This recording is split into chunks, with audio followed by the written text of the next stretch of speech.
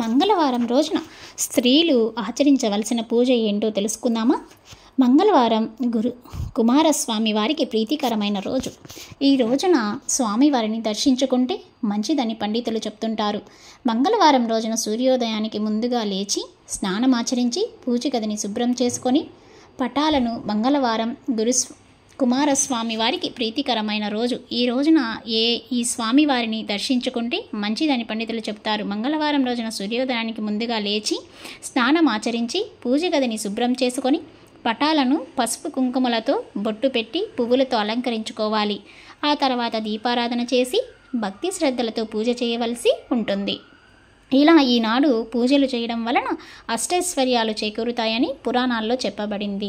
అలాగే ఆలయాలకు వెళ్ళి కుమారస్వామిని, శ్రీ వెంకటేశ్వర స్వామి వారిని ఆరాధించడం వలన బాధలు, దారిద్ర్యాలు తొలగిపోయి సిరి సంపదలు చేకూరుతాయి.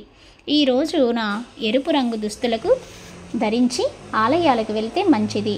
అలానా స్త్రీలు ఎరుపు రంగు పువ్వులు, గులాబీ పువ్వులు పెట్టుకుంటే దీర్ఘ సుమంగలిగా ఉంటారని పురాణాలలో చెప్పుతుంది. మంగళవారం రోజున మనం రెడ్ కలర్ డ్రెస్సెస్ కానీ, పూలు కానీ, గులాబీ పూలు కానీ మనం ధరిస్తే మనకి దీర్ఘ సుమంగలిగా ఉండే ఫలం మనకు దక్కుతుంది. అదేవిధంగా మంగళవారం రోజున కుమారస్వామిని, వెంకటేశ్వర స్వామిని ఆలయాలకు వెళ్ళి మనం వాళ్ళని ఆరాధించడం వల్ల కూడా మనకి అష్టైశ్వర్యాలు కలుగుతాయి. అదేవిధంగా బాధలు, దారిద్ర్యాలు కూడా తొలగిపోతాయి. సో ఇలాంటి మరిన్ని వీడియోస్ కోసం మన ఛానల్ని సబ్స్క్రైబ్ చేసుకొని పక్కనే ఉన్న బెల్ ఐకాన్ని క్లిక్ చేసుకోండి. Thanks for watching. Please subscribe. అదేవిధంగా మన ఛానల్లో రామాయణం, శివపురాణం కూడా ప్లేలిస్ట్లో అవైలబుల్లో ఉన్నాయి.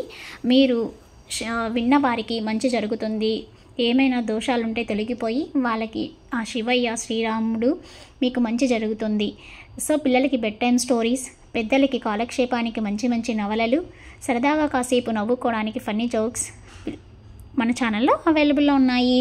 మీకు నచ్చితే లైక్ చేసి, షేర్ చేసి మీ ఫ్రెండ్స్కి కూడా సబ్స్క్రైబ్ చేసుకొని పక్కనే ఉన్న బెల్ ఐకాన్ మీరు క్లిక్ చేస్తే మీకు న్యూ వీడియోస్ నోటిఫికేషన్స్ మీకు వస్తాయి. Thanks for watching. Please subscribe my channel.